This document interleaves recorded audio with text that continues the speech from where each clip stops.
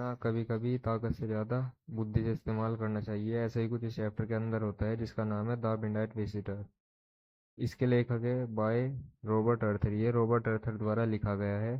तो आइए शुरू करते हैं चैप्टर को। तो फर्स्टली हमें इसके जो करेक्टर्स हैं उनका इंट्रोडक्शन देखना है। तो ओजेबल, तो एक खुफिया जासूस जो शांत स्वभाव का और वह शकल से जासूस भी नहीं लगता।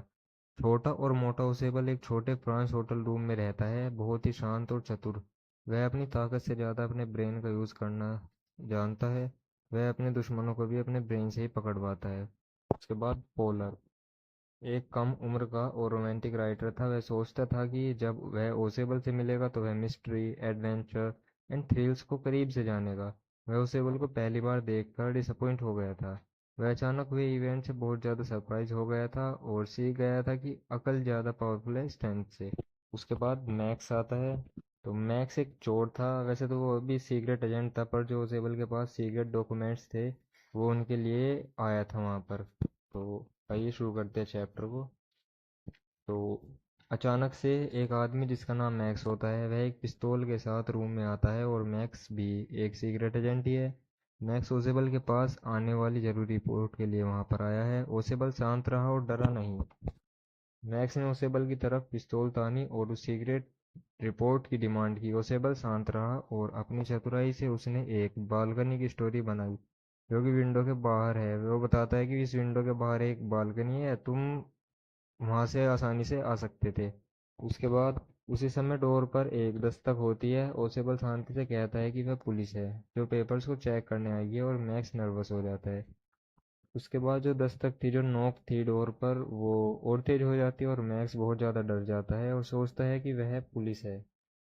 उसने सोचा कि वह पुलिस है। वह अपनी पिस्तौल को ओसेबल और कॉलर की तरफ तान देता है। हड़बड़ी में वह डिसाइड करता है कि वह बालकनी के बाहर निकलेगा, मतलब खिड़की के थ्रू वो बालकनी से बाहर निकलेगा, बालकनी में होते हुए जो ओसेबल ने बताई थी अभी अभी। तो ओसेबल की स्टोरी पर विश्वास कर लेता है। वो मैक्स विंडो की तरफ जाता है और कहता है कि जब पुलिस चली जाए तो तुम मुझे ऊपर बुला लेना। वो ओसेबल और पोलर से कहता है कि जब पुलिस चली जाएगी तुम मुझे ऊपर बुला लेना। मैक्स अपना एक पैर विंडो से बाहर निकालता है और उसके बाद दूसरा।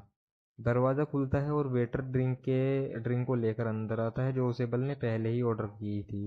मतलब ओसेबल ने एक ड्रिंक ऑर्डर की हुई थी, और जब वेटर उसको लेकर आता है, जो ओसेबल कहता है ना कि वो पुलिस है, पर वो वेटर होता है। और जब वो नीचे विंडो से बाहर अपने पैर निकालता है मैक्स, तो वहाँ से चीखने की आवाज़ आती है। और जब फॉलर ओसेबल से पूछता है कि मैक्स बालकनी से ऊपर आ जाएगा, तो ओसेबल उसे बताता है कि मैक्स नहीं आएगा क्योंकि वहाँ कोई बालकनी है ही नहीं। तो वो ओसेबल ने मैक्स के सीक्रेट डॉक्यूमेंट को बचाने के लिए ये स्टोरी बनाई थी। तो बस इस चैप्टर में ये बताया गया है। इसी के साथ ये चैप्टर फिनिश होता है। मतलब हमें कभी कभी स्ट्रेंथ से ज़्यादा ब्रेन का यूज़ करना चाहिए, यही चैप्टर की समरी है। तो ये चैप्टर फिनिश होता है। मिलते हैं नेक्स्ट वीडियो में। तब तक के टेक केयर, बाय बाय।